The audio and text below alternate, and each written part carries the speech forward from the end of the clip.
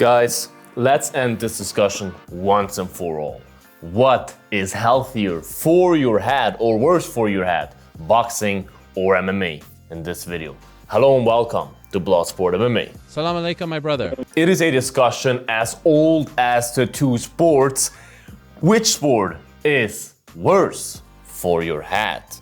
You always hear people on the boxing side claiming MMA is much worse for your head because of the smaller gloves. You hear people on the MMA side claiming boxing is much worse for your head. Look at all the cases of boxers with heavy problems. But I can give you the answer. It is actually not that hard to find it out if you seriously think about it and invest some time into really analyzing all the points. By the way, there will be a second video, so subscribe to the channel to not miss it, which one is healthier for your body, because that's a total different topic. But let's stay with the head. So, boxing, you obviously have bigger gloves, right? Now, whilst in the first moment you might think, they have bigger gloves, MMA has smaller gloves, like boxing gloves, I think they fight with 8 ounces, but I might be wrong here, might be different with every commission, whatever.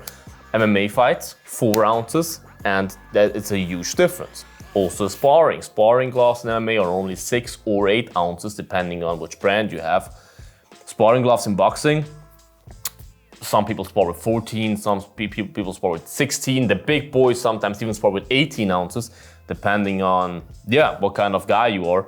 Also with the headgear, some people spar with headgear, some people spar without headgear, but that is obviously the same in both sports. But the thing is, here's the thing, you guys. You might think, hey, the smaller gloves, you get knocked out faster. It must be unhealthier. It's a harder impact when you get hit. But what you have to see is, look, in boxing, first of all, the first indicator is you get hit so much. That also comes back to the gloves. If you get hit with a bigger glove, you can take more shots, right? That is not good for your brain. It is better for your brain to get knocked out with a shot or a kick than to continuously take damage, take blows to your head and blows to your head and blows to your head and get beat up for 12 rounds without getting KO'd. That's the first thing. The first point is you can take more with boxing gloves, which is worse for your head. Getting knocked out is very unhealthy, but you know what's even unhealthier? Getting the shit beat out of you for 12 rounds. 12 rounds, that's overall, if the fight goes to distance, must be 36 minutes if I'm not completely wrong. Correct me in the comments if my math is bad. MMA fights, normal fights, 3 rounds, 5 minutes, means 50 minutes. Title fights, 5 rounds, 5 minutes, 25 minutes. I'm very educated, motherfucker. You get hit for a longer amount of time than in MMA. MMA fights are much quicker. As I said, most of the fights are 3 rounds. So you only can get hit for 15 minutes, right? The biggest point why boxing is much unhealthier, well, much is maybe a little bit a crazy word, but why boxing is definitely unhealthier for your head is, in boxing, if you get knocked down, even knocked out, look at Tyson Fury against Wilder. When Tyson Fury came back from the fucking grave, you can get knocked out, knocked down several times and get the chance to come back up in your survival mode, come back up and get a hit down again. In MMA, when you get knocked down or knocked out, the other guy follows you down. Okay, yeah, he lands 1 or 2 shots, maybe on your unconscious body even, which is definitely not healthy. But I would argue it is so much healthier than getting knocked down or knocked out, waking up again. Oh shit, I have a second chance, getting up again, hands up, boom, knocked down again. Now coming up again, hands up, boom, get knocked down again. That is so much unhealthier. That can go for 12 rounds until the referee steps in. Stop the fight! Plus, the last point that I have, because I tried to make that quick, because it's a pretty simple thing in my opinion, in boxing, you have body and head. In MMA, there's kicks to the body, kicks to the legs, like there's so much more variation of attacks. There's takedowns, grappling, all those things. Boxing is just, you either get hit in the body or you get hit in the head, and most shots will go to your head. The body shots are there to open your head, right? Of course, you can kill someone with a body shot as well, Look at Ryan Garcia, but still. So every day when you train, your whole training from A to Z is just getting hit in the head and in the body.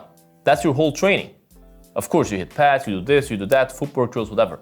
But whenever you spar, sparring is always you and another guy try to hit each other in the head and in the body.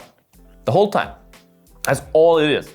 MMA, there's grappling, wrestling, sparring. Sometimes you just do wrestling, sparring, grappling, sparring, whatever. You don't get hit in the head at all there. You get kicked in the leg, all those things. There's much less trauma on your head on the daily in training sessions because most guys that have brain problems have that from training. Because fighting, yeah, of course you can get knocked out, but it's much worse if you 3, 4, 5 times, sometimes even probably daily back in the days, in the old school fighting days, when you spar 3, 4, 5 times a week, which is not healthy by the way, sparring 4 or 5 times a week, and getting hit in the head constantly. Getting hit in the head on a daily basis. That's what made those people sick like that. And to prove my point that boxing is much unhealthier for your head than MMA, as I said, much is maybe a little bit of a crazy word for that because both are not healthy for your brain. Like, let's be honest here. Both sports are not, your brain, your head is not made to get hit. You are not made to get hit. So both is unhealthy. But look at all the boxers with CTE, with all the problems. Look how many boxers have Parkinson, whatever. There's so many examples. In MMA, yeah, of course, if you look at a Chuck Liddell, he might not be the very most cognitively perfect human anymore. He might not be as fresh as it gets anymore in his head. He might have some cobwebs, whatever it's called, in his head.